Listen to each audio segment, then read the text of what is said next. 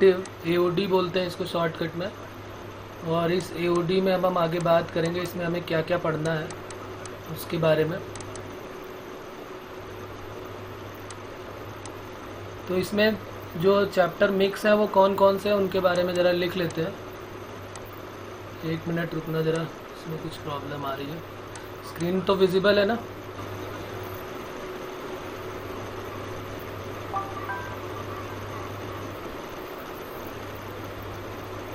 Okay. तो इसमें जो है ये जो चैप्टर है हमारा एप्लीकेशन ऑफ डेरिवेटिव, इसमें क्या क्या हम पढ़ेंगे उसके बारे में यहाँ पर लिख लेते हैं। और जो कौन सा पार्ट आज हम स्टार्ट करेंगे, इसमें कई सारे पार्ट्स में ये ब्रेक किया गया है। एओडी जो है वो ब्रेक किया गया है किस किस पार्ट में, वो लिख लेते हैं। तो एओडी को जो है वो 4 पार्ट में ब्रेक किया गया है।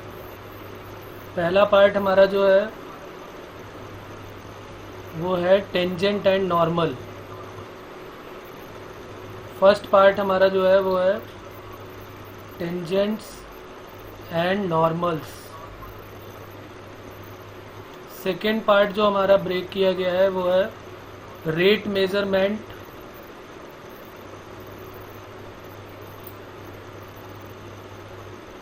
Rate measurement and approximation.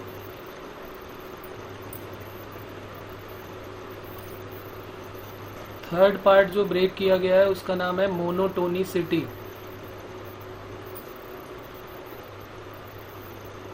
Monotonicity के बारे में भी बात करेंगे आगे। वैसे इनके बारे में बता दूं, ये इंक्रीजिंग फंक्शन और डिक्रीजिंग फंक्शन के बारे में है। इंक्रीजिंग को एरो ऊपर करके और डिक्रीजिंग को ऐसे नीचे करके। बाकी बातें तो हम बाद में करेंगे। और इनके ये जो इंक्रीजिंग और डिक्रीजिंग की जो प्रॉपर्टी है उसी को मोनोटोनिसिटी बोल देते हैं। और फोर्थ जो हमारा सबसे इम्पॉर्टेंट पार्ट है, जो बोर्ड के लिए भी इम्पॉर्टेंट है, वो है हमारा, बोर्ड के लिए भी जो इम्पॉर्टेंट है वो हमारा पार्ट है maxima and minima. Maxima and minima ये बोर्ड के लिए भी इम्पॉर्टेंट है और जेई के पॉइंट ऑफ व्यू से भी बहुत इम्पॉर्टेंट है। तो कई सारे पार्ट का मिक्स है ये एओडी, जिसके बारे में हम पढ़ेंगे। तो सबसे पहली हेडिंग हमारी जो हो जाएगी वो टेंजेंट एंड नॉर्मल्स के बारे में है। पहला हम यही टॉपिक पढ़ेंगे, टेंजेंट एंड नॉर्मल। ओके, तो लिख लेते हैं नेक्स्ट हेडिंग हमारी। बाकी ये सारे पार्ट हैं अलग अलग, इनको 4 पार्ट में एओडी को बांटेंगे हम। चारों ही पार्ट हमारे लिए इम्पॉर्टेंट है। सब में से क्वेश्चन बोर्ड में भी आने वाला है और जेई में भी इनमें से आता है। मोस्ट इम्पॉर्टेंट है ये मैक्सिमा मिनिमा, तो खासकर बहुत इम्पॉर्टेंट है। तो टेंजेंट और नॉर्मल का भी आया हुआ है जेई में क्वेश्चन, मेंस में, एडवांस में। रेट मेजरमेंट का तो कम आया है लेकिन एडवांस में आए हैं इसके क्वेश्चन भी। और मोनोटोनिसिटी, इंक्रीजिंग डिक्रीजिंग तो मेंस के लिए बहुत सारे क्वेश्चन इसने बनाए हुए भी हैं और पूछे भी गए। तो अभी हम लोग क्या करेंगे, ये टेंजेंट एंड नॉर्मल जो हमारा फर्स्ट वाला है वो लिख लेते हैं हेडिंग, टेंजेंट एंड नॉर्मल्स।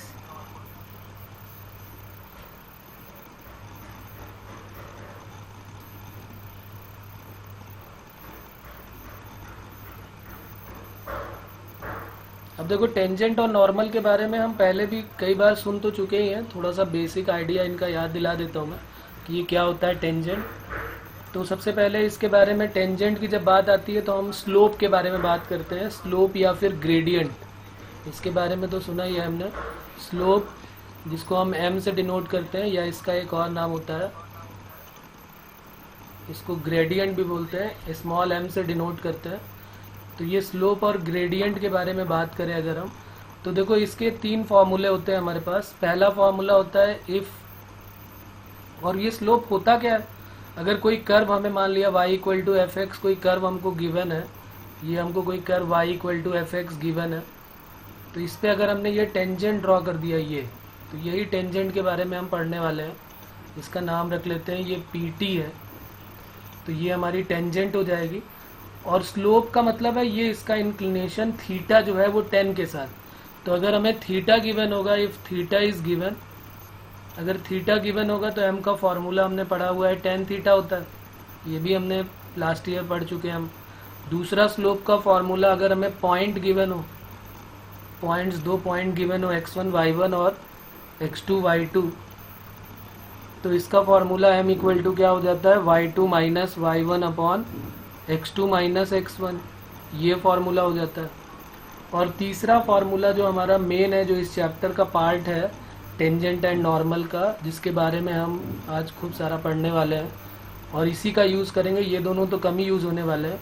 तो तीसरा है if curve y equal to f x अगर हमें गिवन है, अगर curve y equal to f x given है और उस पर कोई point p x1 y1 given है और उस पर हमें स्लोप निकालना है, तो m का फॉर्मूला हो जाता है dy by d x at point x1 y1, मतलब उसको डिफ्रेंशिएट करना है और डिफ्रेंशिएट करने के बाद उसमें x की जगह पे x1 और y की जगह पे y1 पुट कर देना है। तो ये हमारे m के 3 फॉर्मूले हो गए। इन तीनों में से हम किसी से भी अगर हमें इंक्लिनेशन निकालना है तो हम निकाल सकते हैं। tan थीटा की इक्वल करेंगे और theta equal to tan inverse हो जाएगा। तो ये इंक्लिनेशन निकालने के लिए या स्लोप निकालने के लिए तीन फॉर्मूले हो गए, जिसका हम इसका ज़्यादा यूज़ करने वाले हैं, slope m equal to d y by d x at point x1 y1। ठीक है, तो ये पुरानी बातें, वैसे तो मैंने ये तीनों ही बताए थे, लास्ट ईयर भी बताया था कि d y by d x करके भी एक स्लोप का फॉर्मूला तुम्हें मिलेगा। तो ये टेंजेंट एंड नॉर्मल्स के स्लोप के लिए ये 3 फॉर्मूले हो गए। अब जैसे हमें इस पीटी की इक्वेशन निकालनी है, सपोज करते हैं ये पीटी हमारी जो टेंजेंट है, इस टेंजेंट की इक्वेशन निकालनी है। ये पीटी जो है वो टेंजेंट है और इसी के अगर परपेंडिकुलर एक लाइन ड्रॉ कर दूं मैं पीएन, तो ये जो है ये क्या है, नॉर्मल है। तो इन्हीं के बारे में आज हम पढ़ने वाले हैं। तो ये टेंजेंट की इक्वेशन, टेंजेंट की लेंथ और नॉर्मल की इक्वेशन, नॉर्मल की लेंथ, ये एंगल टेंजेंट और नॉर्मल के बीच का एंगल जो हमेशा होगा वो होगा 90 डिग्री। तो अगर हमें टेंजेंट का स्लोप निकालना आता है तो नॉर्मल का स्लोप अपने आप ही पता चल जाएगा। Slope of tangent into slope of normal equal to क्या हो जाएगा, -1। स्लोप ऑफ टेंजेंट और स्लोप ऑफ नॉर्मल का जो प्रोडक्ट होगा वो -1 के इक्वल आने वाला है, ये भी हम पहले से ही जानते हैं। अब जरा बात करते हैं कि इक्वेशन ऑफ टेंजेंट का फॉर्मूला क्या हो जाएगा। तो लिख लेते हैं इक्वेशन ऑफ टेंजेंट। तो इक्वेशन ऑफ टेंजेंट का जो पुराना फॉर्मूला हमने पढ़ा था, स्लोप पॉइंट फॉर्म, याद होगा सभी को, स्लोप पॉइंट फॉर्म, उसी की बात कर रहे हैं।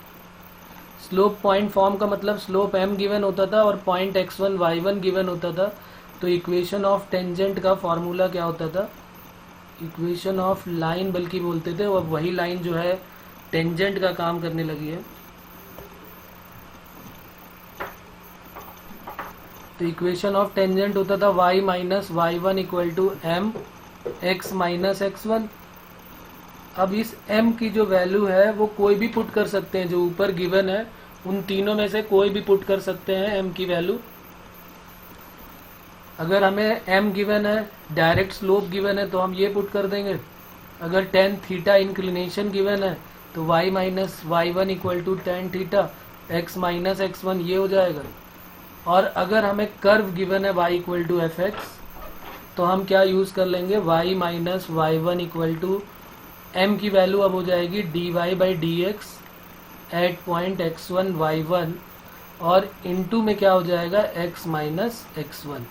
तो ये हमारी इक्वेशन ऑफ टेंजेंट हो जाएगी। मोस्टली हम इसका ज़्यादा यूज़ करने वाले हैं, इसका y minus y1 equal to m x minus x1 और m की वैल्यू जो है वो dy by d x at point x1 y1। बाकी यूज़ तो सभी का होने वाला है, ऐसा नहीं कि किसी एक का होगा, लेकिन अब यहाँ पर क्या है, कर्व गिवन होगा तो हम इसी का यूज़ ज़्यादा करने वाले हैं। ठीक है, तो यहाँ तक मेरे ख्याल से किसी को कोई प्रॉब्लम नहीं होगी। इसी में कुछ इंपॉर्टेंट पॉइंट है इक्वेशन ऑफ टेंजेंट में। और हाँ, अगर ये m की वैल्यू 2 पॉइंट के फॉर्म में दी हुई है तो फिर ये भी लिख लेते हैं यहाँ पे y minus y1 equal to, यहाँ पर क्या फॉर्मूला होता था, y2 minus y1 x2 minus x1 और इंटू x माइनस x1। ये भी हम पहले पढ़ चुके हैं, 2 पॉइंट फॉर्म है कि नहीं, लेकिन मोस्टली हम इसी का यूज़ करने वाले हैं, जो ये सेकेंड वाली है, y minus y1 equal to d y by d x at point x1 y1 into x minus x1। अब इसी में कुछ इंपॉर्टेंट पॉइंट और ऐड कर लेते हैं। तो ये सब पुरानी बातें हम पढ़ चुके हैं, सबके बारे में पहले भी, 2 पॉइंट फॉर्म क्या होती है, स्लोप पॉइंट फॉर्म क्या होती है, तो वही चीज़ें हैं। बस एक नई चीज़ क्या हो गई, d y by d x. और हम शुरू से dy बाई डी एक्स करते भी आ रहे हैं, पूरा डिफ्रेंशिएशन में dy बाई डी एक्स ही किया हुआ है, तो इसलिए इसका यूज़ हो गया, तो इसलिए इसका नाम रख लिया गया एप्लीकेशन ऑफ डेरिवेटिव, कि डेरिवेटिव का हम क्या यूज़ करके टेंजेंट और नॉर्मल की इक्वेशन कैसे फाइंड आउट करेंगे। तो लिख लेते हैं कुछ इंपॉर्टेंट केसेस करके, और ये भी जेई के लिए इम्पॉर्टेंट है और अपने एनसीईआरटी में भी गिवन है ये सारे के सारे।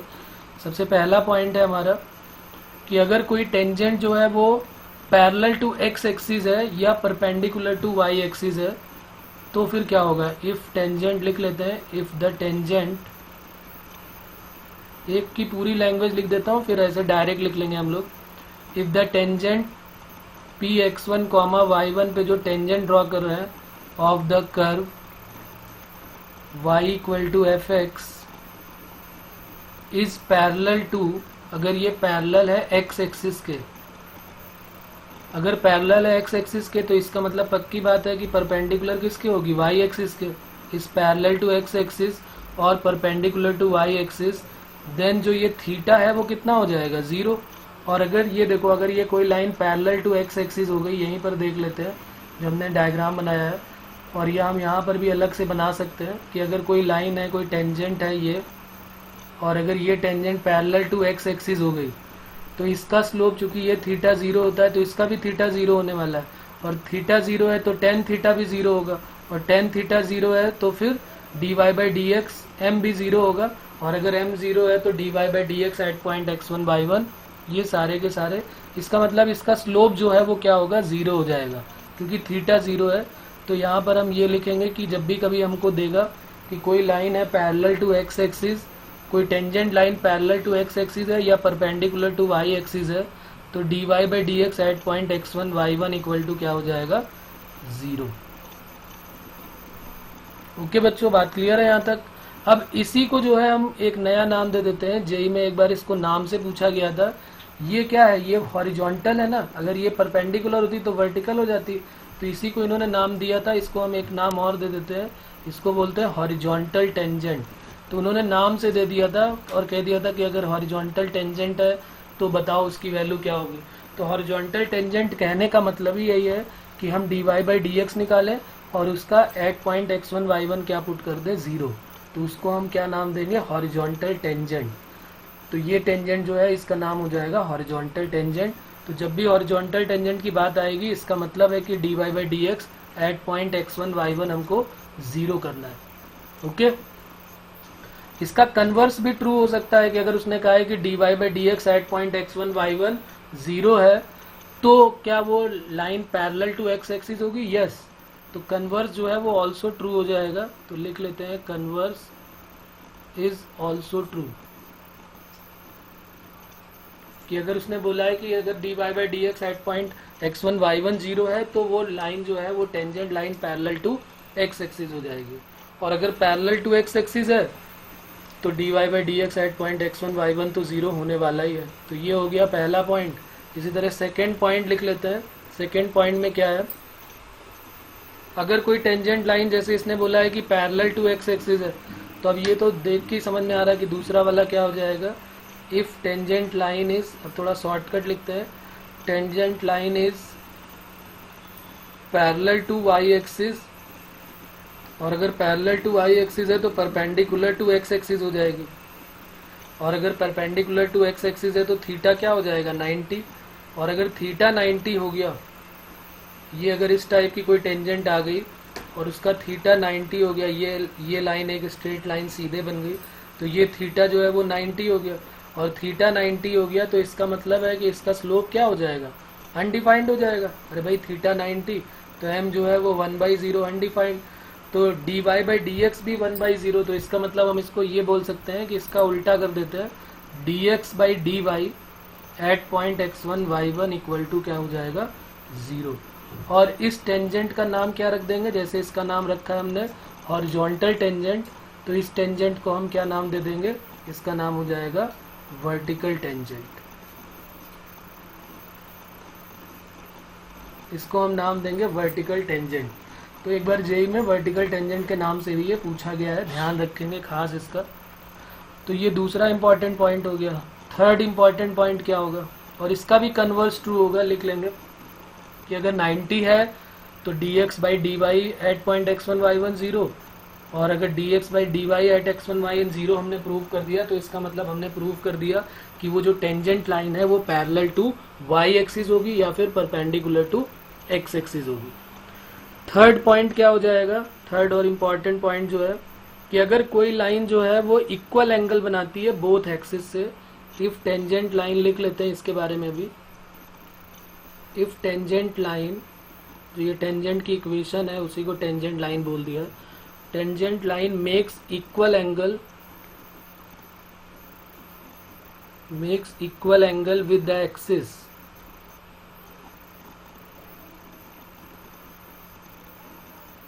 अच्छा आप बताओ अगर ये इक्वल एंगल बनाती है एक्सिस से तो फिर थीटा की वैल्यू क्या होगी, कौन बताएगा, बताओ थीटा की वैल्यू क्या होगी इसमें। अगर ये इक्वल एंगल बनाती है एक्सिस से तो थीटा की वैल्यू क्या होगी, बोलो बच्चों। तो फिर dy बाई डी एक्स की वैल्यू क्या होगी, हाँ बिल्कुल सही है, 45 और 135 दोनों ही बोलेंगे, सिर्फ 45 बोलने से काम नहीं चलने वाला है। तो dy बाई डी एक्स की वैल्यू क्या हो जाएगी, ये देखो यहाँ पर अगर मैं डायग्राम बनाना चाहूँ तो कुछ इस टाइप का बन जाएगा ना। ये अगर हमारी टेंजेंट लाइन एक ये हो सकती है क्योंकि ये 45 बनाएगी और ये भी 45 बनाएगी, और अगर ये भी तो लाइन हो सकती है, यहाँ पर ये वाली लाइन भी तो हो सकती है ये, तो ये भी 45, तो यहाँ से यहाँ तक का जो एंगल है वो कितना हो जाएगा 135। इसका मतलब थीटा 45 भी हो सकता है और 135 दोनों हो सकते हैं। तो dy by d x at point x1 y1 की वैल्यू क्या हो जाएगी, dy by d x at point x1 y1 की वैल्यू प्लस माइनस 1 होने वाली है।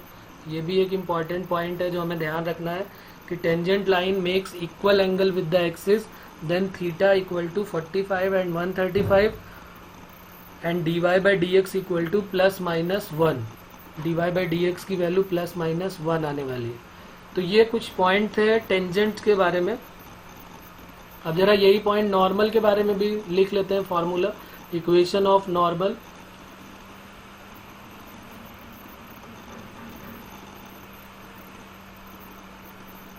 इक्वेशन ऑफ नॉर्मल बहुत इजी है।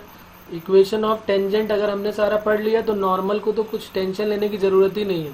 ये भी हम लास्ट ईयर बात कर चुके हैं इसके बारे में कि अगर हमें टेंजेंट का स्लोप गिवन है, हमें y equal to f x given है कर्व, और एक point p x1 y1 given है। हाँ ये जरूर ध्यान रखना कि ये जो पॉइंट है उस कर्व पे लाई करना चाहिए, ये जो पॉइंट है वो उस कर्व पे लाई करना चाहिए। हम दूसरे केसेस भी पढ़ेंगे जब वो पॉइंट उस कर्व पे नहीं होगा तब हम क्वेश्चन कैसे करेंगे, लेकिन अभी भी जो हम वो सारे क्वेश्चन वही वाले कर रहे हैं, जो वो पॉइंट P है वो उस कर्व पे लाई कर रहा है। जैसे ऊपर भी हमने जो पॉइंट P बनाया है वो उस कर्व पे लाई कर रहा है, ठीक है ना। तो अभी हम वो वाले केसेस कर रहे हैं जब पॉइंट P जो है उस कर्व पे लाई कर रहा है, तो उसकी टेंजेंट की इक्वेशन क्या होगी और उसके नॉर्मल की इक्वेशन क्या होगी। अभी आगे हम ये भी बात करेंगे कि जब वो पॉइंट बाहर की तरफ होगा, आउटसाइड द कर्व होगा, तब फिर उसके टेंजेंट और नॉर्मल की इक्वेशन कैसे फाइंड आउट करेंगे। और उस पे बेस्ड क्वेश्चन जेईई में पूछे गए हैं कि जब वो पॉइंट ही बाहर लाई करेगा तब क्या होगा। तो यहाँ पर देखो इक्वेशन ऑफ नॉर्मल निकालने के लिए पहले हम क्या करते हैं, यहाँ पर एक काम करते हैं, स्लोप ऑफ नॉर्मल निकाल लेते हैं। तो स्लोप ऑफ टेंजेंट तो हमें पता ही है, अभी हमने सीखा कि स्लोप ऑफ टेंजेंट का फॉर्मूला क्या होता है। स्लोप ऑफ टेंजेंट होता है dy by d x at point x1 y1। तो इसलिए स्लोप ऑफ नॉर्मल क्या हो जाएगा, slope of normal equal to -1 upon slope of tangent, और स्लोप ऑफ टेंजेंट है dy बाई डी एक्स, तो ये हो जाएगा माइनस का dx by d y at point x1 y1। और इसको हम m डैश भी बोल सकते हैं, या कोई ज़रूरत नहीं, सिर्फ यही बोले, कोई नया कांस्टेंट रखने की ज़रूरत ही नहीं। तो इक्वेशन ऑफ नॉर्मल क्या हो जाएगी, जब स्लोप ऑफ नॉर्मल पता है तो नॉर्मल भी तो एक लाइन ही है, तो इक्वेशन ऑफ नॉर्मल क्या हो जाएगी, इक्वेशन ऑफ नॉर्मल का फॉर्मूला हो जाएगा y minus y1 equal to m, यानी कि m dash x minus x1। तो y माइनस y1 की वैल्यू क्या हो जाएगी, जो y1 है, और m डैश जो है माइनस का dx by d y at point x1 y1 और इनटू में x माइनस x1। तो ये हो जाएगा हमारा इक्वेशन ऑफ नॉर्मल। ये हमारा एक नया फॉर्मूला बन जाएगा जो कि टेंजेंट से ही रिलेटेड है, कुछ भी नया नहीं है। बस हमें अगर टेंजेंट का स्लोप पता है तो नॉर्मल का स्लोप बड़े आराम से निकल आएगा, और अगर नॉर्मल का स्लोप आ गया तो फिर कोई दिक्कत नहीं, इक्वेशन भी आ जाएगी।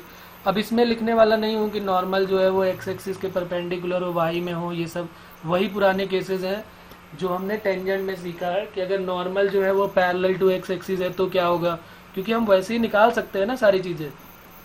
उल्टा हो जाएगा बस, वहाँ पर d y by d x zero था, यहाँ पर d y by d x की जगह d x by d y zero होगा।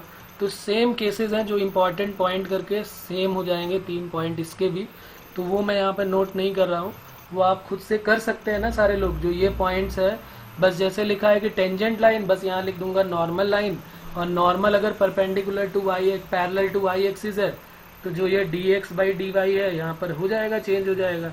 अगर पैरेलल टू एक्स एक्सिस है तो ये d y by d x की जगह d x by d y हो जाएगा। इनका कोई नाम नहीं है, हॉरिजॉन्टल नॉर्मल या वर्टिकल नॉर्मल, बस टेंजेंट के ही नाम भूले गए थे तो इसलिए मैंने यहाँ पर नोट कर दिया। तो वही सेम चीज़ें, कुछ भी नया बढ़ाने की ज़रूरत नहीं है। थोड़ा सा कॉमन सेंस लगा लेंगे कि अगर कोई line parallel to x axis है तो स्लोप ज़ीरो है, चाहे वो नॉर्मल लाइन हो और चाहे वो टेंजेंट लाइन हो। तो अगर स्लोप ज़ीरो है तो फिर d x by d y को ज़ीरो कर देंगे। तो इसके लिए फिर ये पॉइंट नहीं नोट करता हूँ मैं। अब सीधे ज़रा इसके क्वेश्चंस में आ जाते हैं, फिर इसके बारे में और कुछ भी है जो जेई से रिलेटेड है। पहले 1-2 क्वेश्चन करते हैं कुछ अच्छे से, पहले इजी से स्टार्ट करते हैं क्वेश्चंस। क्वेश्चन नंबर 1 देखते हैं। स्लोप ऑफ टेंजेंट हमको बताना है। अब तुम लोगों का काम है इसको करना चालू कर दो। फर्स्ट क्वेश्चन जैसे ही नोट होता है इसको सॉल्व करके आंसर बताओ। The slope of tangent to the curve, slope of tangent to the curve x equal to a sine cube t, y equal to a cos cube t at t equal to pi by 3। बताओ, ये हम सब कुछ कर चुके हैं पहले भी। x equal to a sine cube t है और y equal to a cos cube t है। t equal to pi by 3 पर हमको इसके स्लोप ऑफ टेंजेंट यानी dy by d x at point x1 y1 बताना है क्या होगा। करें आप लोग, बताएं जल्दी से क्या आंसर आने वाला है।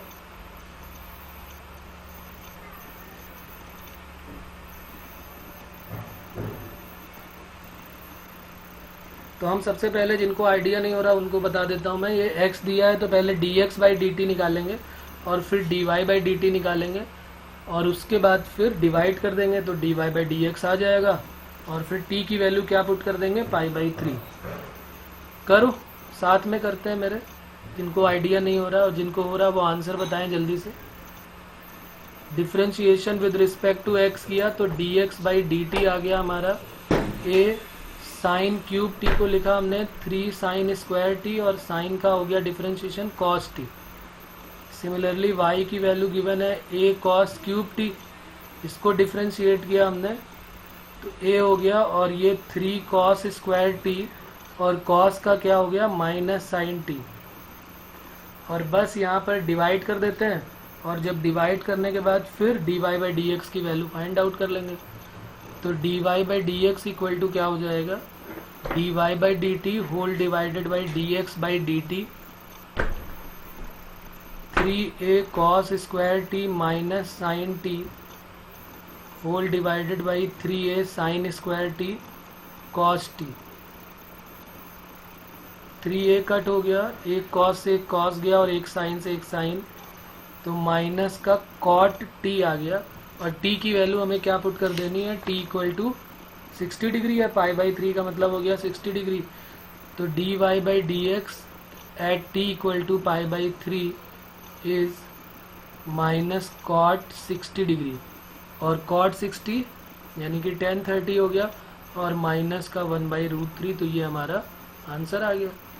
तो ऐसे ही इजी से क्वेश्चन है इस वाले एक्सरसाइज में, बहुत इजी चैप्टर है ये, एप्लीकेशन ऑफ डेरिवेटिव। और ये जो टेंजेंट नॉर्मल है ये तो और भी बहुत इजी है, बस हमें dy बाई डी एक्स निकालना है और वैल्यू पुट करते जाना है। चलो एक क्वेश्चन और करते हैं इसका।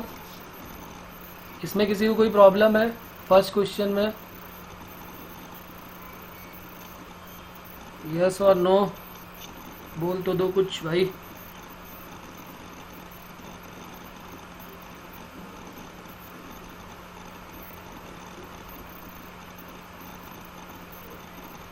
ओके चलिए सेकंड क्वेश्चन लिखते हैं, इसका भी आंसर बताइए आप। What is the slope of tangent to the curve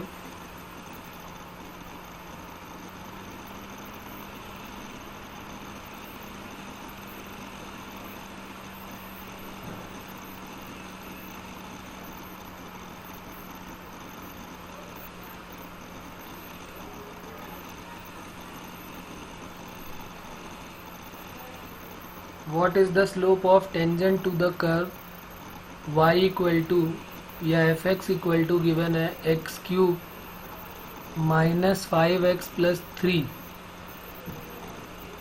at the point whose x coordinate is 2। उसका x coordinate जो है वो 2 है। स्लोप ऑफ टेंजेंट हमको बताना है, curve y equal to given है और इसका x कोऑर्डिनेट 2 है। बिल्कुल इजी सा क्वेश्चन लेके चल रहा हूँ अभी आ जाएंगे 2-3 क्वेश्चन के बाद अच्छे क्वेश्चंस में। बताओ इसका भी आंसर बताओ, सेकंड वाले का क्या होगा?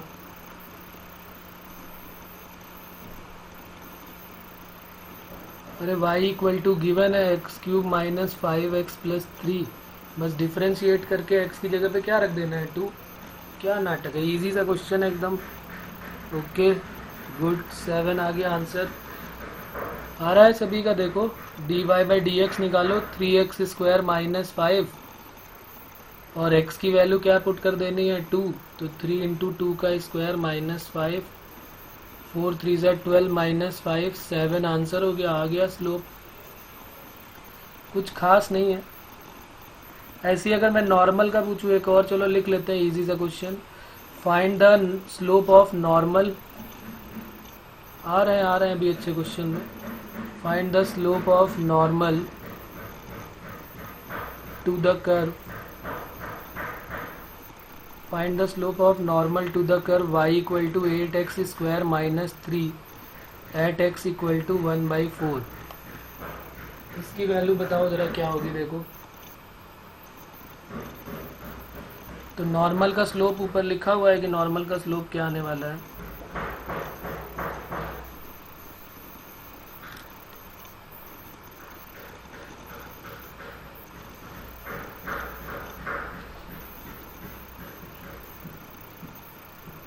-1/4। ओके चलो चेक कर लेते हैं इसको भी, बाकी लोग जिनको डाउट है या अगर नहीं कर पा रहे हैं तो देखें, अगर कर लिया तो अच्छी बात है। एक्स स्क्वायर का क्या हो जाएगा 2x और 3 का 0, तो ये हो गया 16x। तो dy by d x at x equal to 1/4 कितना हो गया 16 इंटू 1/4, 4 4 जा 16, तो ये 4 आ गया। तो ये क्या है, स्लोप ऑफ टेंजेंट है। तो स्लोप ऑफ नॉर्मल चाहिए तो -1 अपॉन स्लोप ऑफ टेंजेंट, तो -1/4 आंसर, सीधी बात। चलो भाई, तो अब खुश हो लिए, बहुत सारे इजी थी क्वेश्चन करके। अब थोड़ा सा अच्छा करते हैं, थोड़ा सा इक्वेशन ऑफ टेंजेंट निकालते हैं और इक्वेशन ऑफ नॉर्मल निकालते हैं। अब क्या करना था, ये m तो पता ही है, एक पॉइंट दिया होगा और बस वहाँ पर रख देंगे इक्वेशन ऑफ टेंजेंट, और नॉर्मल भी वैसे ही आ जाने वाले हैं। तो इसमें भी कोई खास इतना वो है नहीं। एक क्वेश्चन अच्छा लिख लेते हैं जिसमें पॉइंट्स हमको फाइंड आउट करना है। Find the point on the curve लिख लेते हैं, ये भी अभी हमने लिखा हुआ है। Find the points on the curve, find the points on the curve y equal to 3x square minus 12x plus 9 at which the tangent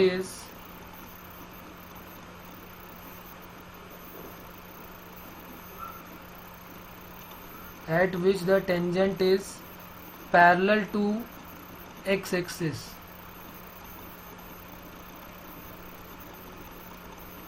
इसका आंसर बताना है। Find the point on the curve y equal to 3x square minus 12x plus 9 at which the tangent is parallel to x axis. Tangent जो है वो parallel है x axis के। अभी ये सारी कंडीशन ऊपर बताई जा चुकी हैं कि अगर कोई line parallel to x axis होता है तो क्या करते हैं, ये यहाँ पर लिखा हुआ है इम्पॉर्टेंट केस करके कि पैरेलल टू x एक्सिस है तो ये लिखा हुआ है dy by d x at point x1 y1 0 कर देते हैं। तो देखो पॉइंट को लेट कर लो, उसने कहा है फाइंड द पॉइंट। तो सबसे पहले हम पॉइंट लेट कर लेते हैं, let the point B x1 y1 और x1 y1 लेट करने के बाद फिर निकालो क्या वैल्यू आएगी। देखो सॉल्व करो, आंसर बताओ इसका। 6 ये क्वेश्चन जो दिया है 4th।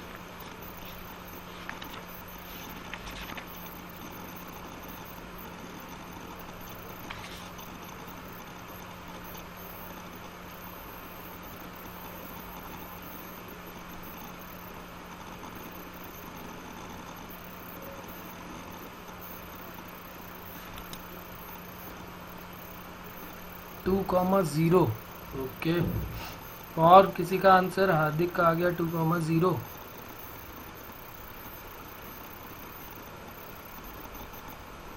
सेम। ओके, और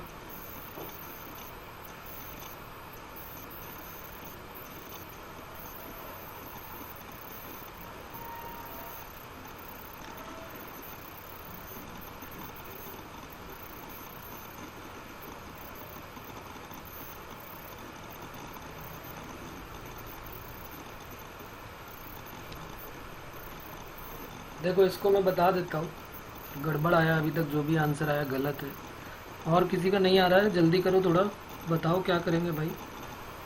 तुम दोनों लोग अपना चेक करो एक बार, और कुछ गलत कर दिया, कुछ गड़बड़ कर दिया बीच में, चेक करो। बाकी लोगों को मैं बताता हूँ इसका मेथड क्या होता है। पूरे मेथड से एक क्वेश्चन कर लेते हैं क्योंकि ये तो NCERT का पार्ट है, पूरा लिख के ही करना पड़ेगा ढंग से। 2,-3। ओके गुड रुद्र, सही है तुम्हारा। 2,-3 आने वाला है।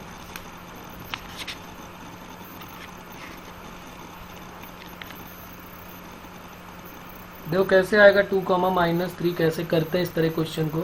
तो जब उसने कहा है find the point on the curve, तो पहले हम पॉइंट लेट कर लेंगे। Let the point on the curve, ये जो कर्व पे पॉइंट लाई कर रहा है उसका नाम हो गया x1 y1। और अगर ये कर्व पे लाई कर रहा है तो इसको सेटिस्फाई करेगा, तो हम यहीं पे वैल्यू भी पुट कर देते हैं कि y1 इक्वल टू क्या हो जाएगा 3x1 square minus 12x1 plus 9। ये अगर कर्व लाई कर रहा है तो सेटिस्फाई करेगा ही करेगा। अब हमने y को नोट किया 3x square minus 12x plus 9।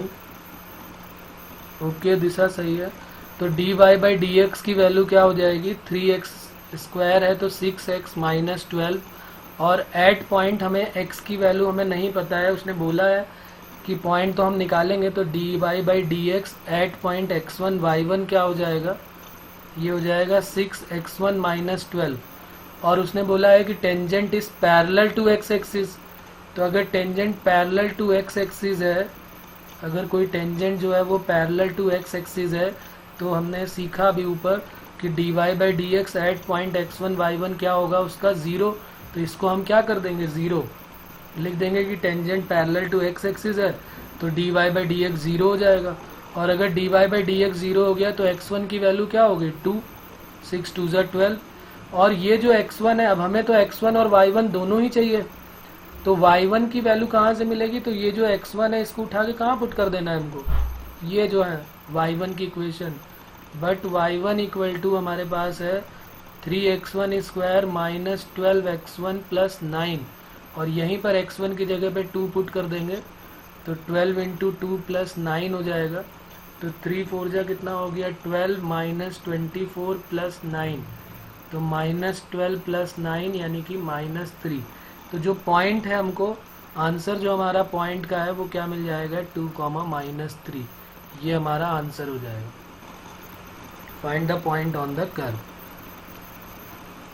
बोलो इसमें किसी को कोई डाउट है, कहीं कोई प्रॉब्लम है क्या।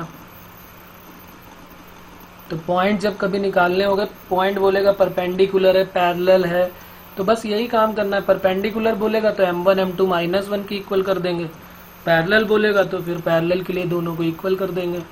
उसने बोलेगा ना कि अगर किसी लाइन के पैरेलल है तो जो उस लाइन का स्लोप होगा वही उसका स्लोप हो जाएगा, दोनों को इक्वेट करा देंगे। इस तरीके से वो पूछेंगे, बाकी इजी से क्वेश्चन होंगे, कुछ खास नहीं होने वाले हैं। जैसे एक क्वेश्चन और लिख लेते हैं, इसका आंसर बताइए। Find the equation of tangent to the curve, find the equation of tangent to the curve, tangent to the curve y equal to under root 3x minus 2, ये गिवन है। y equal to under root 3x minus 2 which is parallel to the line, which is parallel to the line,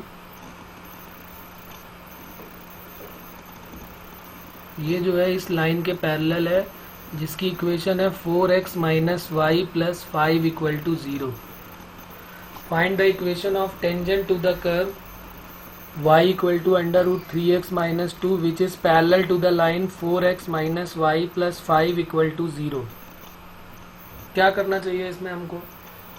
तो पहले तो हम slope निकालेंगे और एक slope हमको ये लाइन दे देगी, क्योंकि dy बाई डी एक्स यहाँ से भी हमको पता चल जाएगा, और एक जो कर्व दिया उसका भी dy बाई डी एक्स निकाल देंगे। देखो निकालो क्या वैल्यू आने वाली है, कैसे करोगे सॉल्व। 2 मिनट का टाइम है तुम्हारे पास, थोड़ा सॉल्व करो और बताओ आंसर क्या होगा। नहीं होगा तो फिर मैं बताता हूँ कैसे करेंगे, एक बार चेक करें आप अपने से।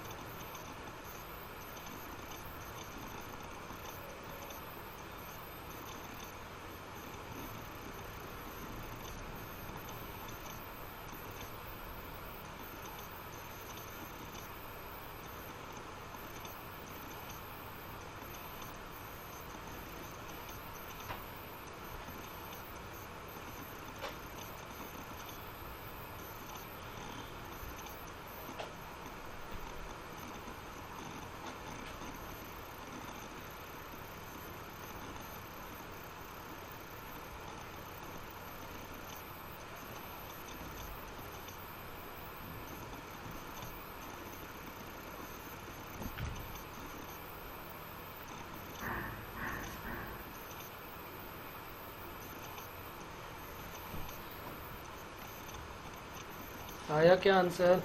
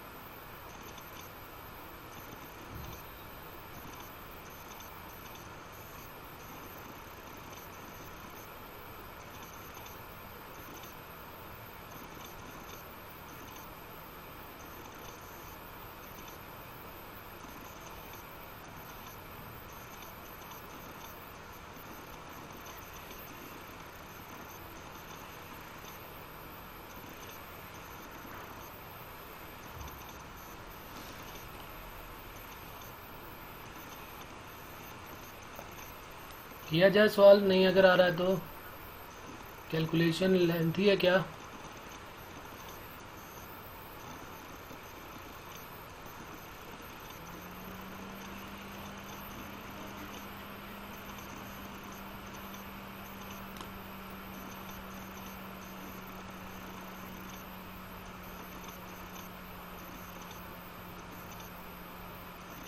Four x minus y minus 80।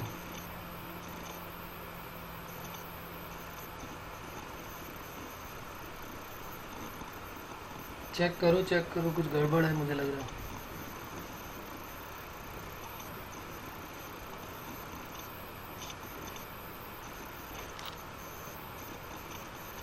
चलो इसको सॉल्व कर देते हैं, साथ में हम लोग करते हैं, देखते हैं क्या होगा।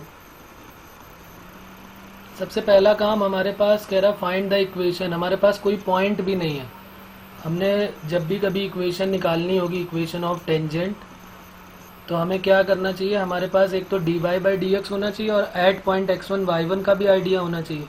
हमारे पास तो पॉइंट भी नहीं है। तो सबसे पहले हमने पॉइंट लेट कर लिया, let point B x1 comma y1, और x1 y1 है तो ये इसको सेटिस्फाई भी करेंगे। यहीं पे हमने लिख लिया कि ये इसको सेटिस्फाई भी करेगा। बाद में हम क्या करेंगे, इसको डिफ्रेंशिएट करते हैं, और एक लाइन जो है ये गिवन है 4x minus y plus 5 equal to 0। इसको y equal to 4x plus 5 लिख सकते हैं हम, और इसको y equal to m x plus c से कंपेयर करेंगे तो इसका स्लोप क्या आने वाला है, 4। तो एक स्लोप का आइडिया तो हमें हो गया कि m की वैल्यू 4 आएगी।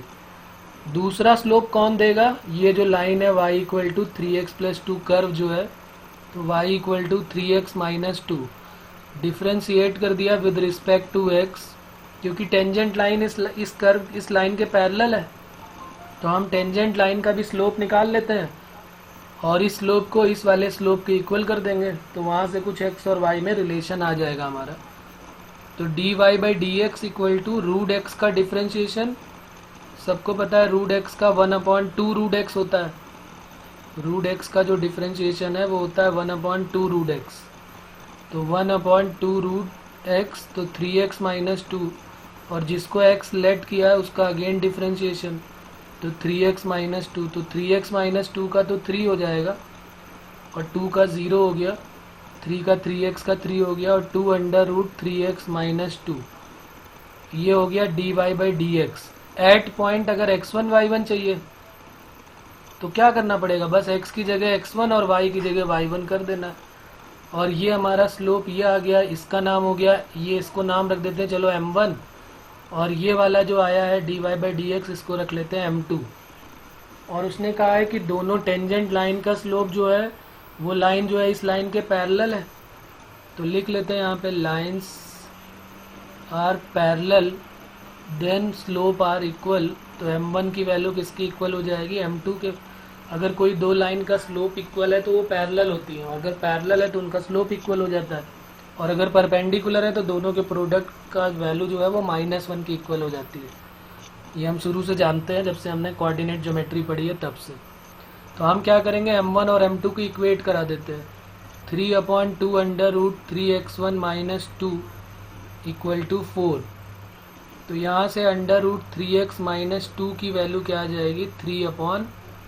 यही तो हो जाएगी। इसको उधर भेज देते हैं और 4 को इधर ले आते हैं, और अब कर देते हैं स्क्वायरिंग बोथ साइड। तो स्क्वायरिंग बोथ साइड करने से क्या मिलेगा, यहाँ पर 3x माइनस 2 की वैल्यू जो है वो आ जाएगी 9/64। तो 3x इक्वल टू 2 प्लस 9/64, 64 ले लेते हैं एलसीएम, तो 128 प्लस 9, और 128 प्लस 9, 9 और 8 17 हो गया, तो 137/64। तो x की वैल्यू जो है वो काफ़ी ख़तरनाक सा पॉइंट आ गया है, 137/3 इंटू 64, तो 137/192 हो जाएगा ना। 3 4 जा 12 और 3 6 जा 18 और 119। तो ये x की वैल्यू जो है हमारी बहुत सीधी सादी सी छोटी सी एकदम 137/192 आई है। अब हमें क्या केवल x की ज़रूरत है, हमें तो y की भी ज़रूरत है ना भाई, क्योंकि इक्वेशन ऑफ टेंजेंट निकालना है तो x1 और y1 दोनों चाहिए हमको। तो वो y1 कैसे मिलेगा, तो ये लिखा हुआ है y1 और x1 में रिलेशन। इसको हम चाहें तो कुछ और, ये इक्वेशन हमारे पास है, इसका नाम रख लेते हैं इक्वेशन a है ये, क्योंकि 1 2 तो पहले ही हम मान चुके हैं। तो हम क्या करेंगे, जो x1 की वैल्यू आई है उसको y1 में पुट कर देते हैं। ये हमारा x1 ही आया हुआ था, सब जगह x1 ही लिखा हुआ था। तो put the value of x1 in equation a। ये जो इक्वेशन a है, y1 इक्वल टू क्या है, अंडर रूट 3x1 माइनस 2। तो यहीं पे वैल्यू पुट करके y1 भी निकालना पड़ेगा हमको। तो x1 की वैल्यू 3 के मल्टीपल में ऐसे लिखी हुई थी, 137/3 3 इंटू 64, 3 हमने कट कर दिया, -2, तो 137 माइनस 128 अपॉन 64। तो अब ये कितना हो जाएगा, 17 माइनस 8 9, तो 9/64 हो गया अंडर रूट के अंदर, यानी ये वैल्यू आ गई 3/8। तो जो पॉइंट है हमारा वो क्या मिल गया, जो पॉइंट P है वो क्या मिल जाएगा, x1, y1 equal to x1 की वैल्यू है 137 अपॉन 192, 3/8। अब ये पॉइंट मिल गया है, इस पॉइंट की मदद से हम इक्वेशन ऑफ टेंजेंट निकालेंगे। तो equation of tangent y minus y1 equal to mx minus x1, तो y माइनस ये x1 है और ये y1 है, तो y माइनस 3/8। m कितना है, स्लोप ऊपर लिखा हुआ था हमने, m की वैल्यू कितनी आई थी 4, क्योंकि दोनों का स्लोप इक्वल होगा, अब उसमें वैल्यू रखने की ज़रूरत नहीं है, तो ये 4 हो गया। और x माइनस x1 कितना हो जाएगा, 137 अपॉन 192। और बस ये छोटा सा कैलकुलेशन, इसको आप सॉल्व कर लें, आंसर आ जाएगा 8y माइनस 3 अपॉन 8, 4, ये 192 एलसीएम, तो 192x माइनस 137। आप बताइए आप क्या करें, 8y माइनस 3, क्या ये कटेगा, क्या ये कुछ कैंसिल होगा क्या 4 से या 8 से, कुछ कैंसिल होने वाला है, 8 से इसको कट कर दें, 8 2 जा 16, 17 18 19 3, 8 4 जा 32 और 4 6 जा हो गया। तो बस अब क्रॉस मल्टीप्लाई कर देंगे, आंसर आ जाएगा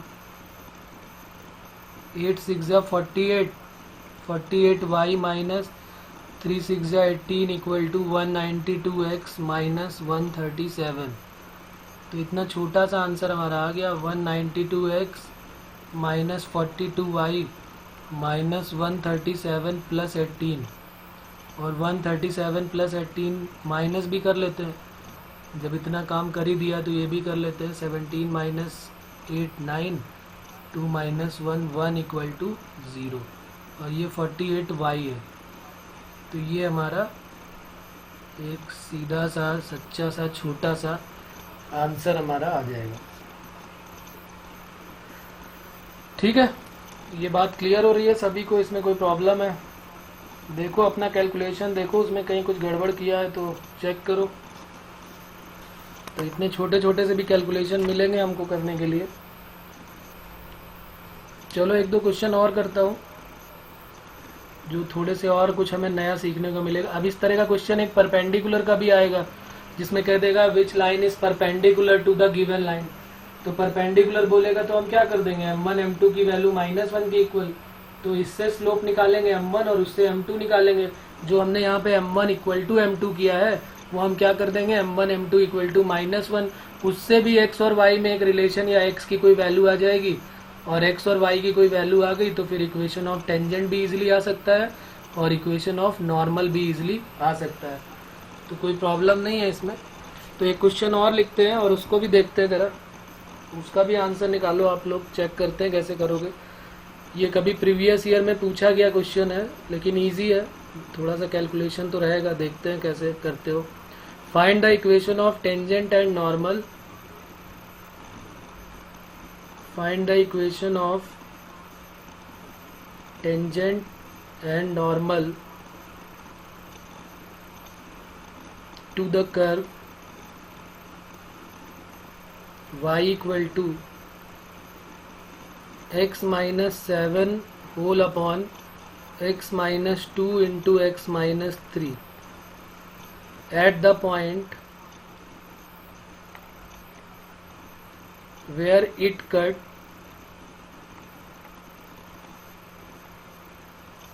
the x-axis।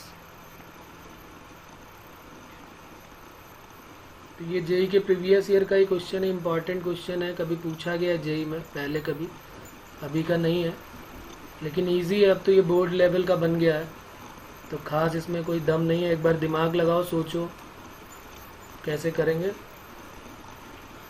2 मिनट 3 मिनट का टाइम है तुम्हारे पास। सोचो कि यहाँ पर भी हमें क्या करना है। जब भी कभी इक्वेशन ऑफ टेंजेंट हमसे कहेगा या नॉर्मल कहेगा, हमें दो चीज़ों की ज़रूरत पड़ेगी। एक हमें पॉइंट चाहिए जो उस कर्व पे लाई कर रहे हो, और एक हमें स्लोप चाहिए यानी dy/dx eight point x1 y1। जब ये दोनों चीज़ें हमको मिल जाएंगी तो इक्वेशन ऑफ टेंजेंट भी बड़े आराम से मिल जाएगा और इक्वेशन ऑफ नॉर्मल भी बड़े प्यार से मिल जाएगा। तो बस हमें इन्हीं दोनों को ढूंढना है कि इक्वेशन ऑफ टेंजेंट और इक्वेशन ऑफ नॉर्मल क्या आएगा।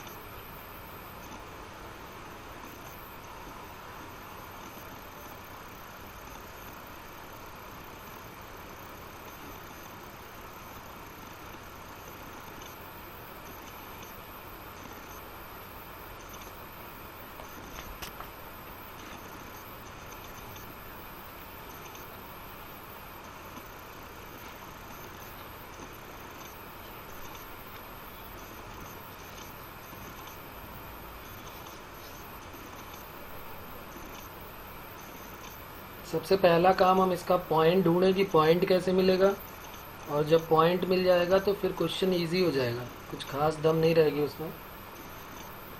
तो कभी कभी हम x1 y1 लेट करते हैं, नहीं तो पॉइंट तो x और y भी होते ही हैं, तो उसमें ज़रूरी नहीं कि बार बार हम ऑब्जेक्टिव में भी हम x1 y1 लेट करें।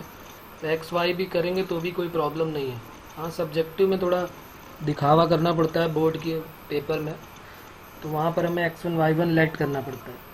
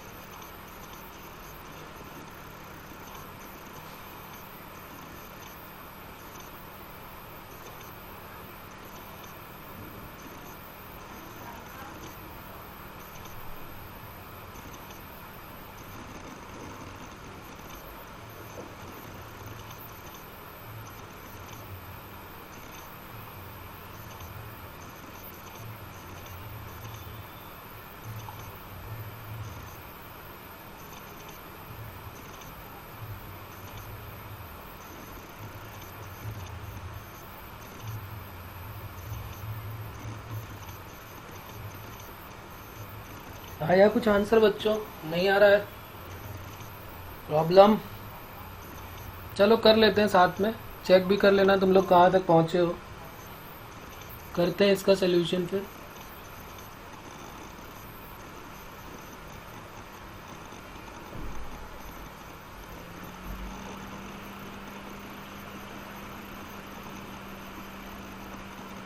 इसमें कह रहा find the equation of tangent and normal to the curve x minus 7 upon x minus 2 x minus 3 at the point it cut the x axis. ये जो लाइन लिखी है ना x एक्सिस को कट करता है, तो अगर x एक्सिस को कट करता है, अगर ये कर्व x एक्सिस को कट करता है तो y की वैल्यू क्या होगी? अगर x एक्सिस को कट करेगा तो y 0, तो इसी इक्वेशन में हम y को 0 पुट कर देंगे, तो 0 equal to x minus 7 whole upon x minus 2 और x माइनस 3। तो क्रॉस मल्टीप्लाई करेंगे तो x की वैल्यू क्या आ जाएगी? 7। तो पॉइंट तो हमको बड़े आराम से बड़े प्यार से पता ही चल गया सीधे ही कि 7,0 होगा। ये x1 हो गया, ये y1 हो गया। अब तो कोई प्रॉब्लम होनी ही नहीं चाहिए। अब क्या प्रॉब्लम होने वाली? जब पॉइंट पता चल गया, बस हमें अब dy/dx निकालना है इसका। तो बस इसी को नोट करते हैं और इसका dy/dx निकालते हैं। y इक्वल टू क्या है? x minus 7, y equal to x minus 7, नीचे मल्टीप्लाई भी कर लो इसका, तो क्या हो जाएगा? एक्स स्क्वायर, 2 और 3 5x और ये 6। इसी को डिफ्रेंशिएट कर दो विद रिस्पेक्ट टू x। तो dy/dx किसी ने निकाला हो डायरेक्ट तो बोलो क्या आया है? किया है क्या किसी ने डायरेक्ट इसको डिफ्रेंशिएट? नहीं।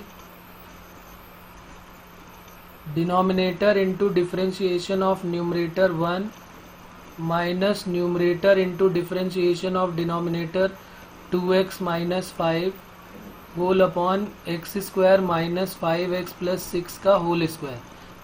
अब यहाँ पर इसको सॉल्व करने की बिल्कुल भी ज़रूरत नहीं है, क्योंकि जैसे ही हम 7,0 यहाँ पुट करेंगे तो देखो ये वाला पार्ट जो ये दिख रहा है सीधे सीधे 0 होने वाला है। ये तो यहाँ पर x की वैल्यू जैसे ही 7 पुट करोगे ये तो 0 हो जाएगा। तो 7 का स्क्वायर माइनस 5 इंटू 7 प्लस 6 और माइनस ये तो 0 हो गया, और नीचे भी यही हो जाएगा 7 स्क्वायर माइनस 5 इंटू 7 प्लस 6 का होल स्क्वायर। तो ये वैल्यू तो इससे एक तो कट होने वाली है, एक तो सीधे सीधे कट हो जाएगी यहाँ पर, और एक बच जाएगा। ये पूरी वैल्यू कट हो गई, तो 1/49 माइनस 35 प्लस 6। अब बस इसी को माइनस कर लेते हैं, तो ये हो जाएगा कितना? 49 और 6 55 35 20, तो ये 1/20 आ गई वैल्यू। अब बस इक्वेशन ऑफ टेंजेंट हमें क्या निकालनी है? अच्छा, ये 7,0 है कि 0,7 है? क्या पॉइंट है हमारे पास? 7,0। ओके, तो इक्वेशन ऑफ टेंजेंट और निकाल लेते हैं, क्योंकि स्लोप तो पता चले गया 1/20 है। तो y minus y1 equal to m, ये m हो जाएगा slope of tangent, x minus x1। तो y माइनस ये x1 है और ये y1 है, तो y minus y1 equal to 1/20 x minus x1 की वैल्यू 7। क्रॉस मल्टीप्लाई कर लो, 20y equal to x minus 7, x minus 20y minus 7 equal to 0। ये हमारा आंसर आ गया। उसके बाद दूसरा क्या हो जाएगा? इक्वेशन ऑफ नॉर्मल कैसे आएगा? तो इक्वेशन ऑफ नॉर्मल के लिए हम क्या करेंगे? स्लोप ऑफ नॉर्मल पहले देख लेते हैं। तो slope of normal equal to क्या हो जाएगा? -1 अपॉन स्लोप ऑफ टेंजेंट, तो -1/1/20, तो माइनस का 20 हो जाएगा। और ये माइनस का 20 होने के बाद इक्वेशन ऑफ नॉर्मल भी निकल आएगी। y minus y1 0, m minus 20 x minus x1 हो गया 7, मल्टीप्लाई कर लिया y equal to minus 20x, 7 2 ज़ा 14, तो 20x plus y minus 140 equal to 0। तो ये कुछ क्वेश्चंस हो गए हमारे टेंजेंट एंड नॉर्मल के। ये तो काफ़ी इजी से थे, सारे एनसीईआरटी लेवल के ही थे, कुछ खास नहीं था। कल हम कुछ नया कॉन्सेप्ट भी पढ़ेंगे इससे रिलेटेड, टेंजेंट और नॉर्मल से, और फिर उससे रिलेटेड जेईई के प्रीवियस ईयर के क्वेश्चंस करेंगे। ओके बच्चों, इसमें कोई प्रॉब्लम है किसी को क्या? यहाँ तक यस और नो?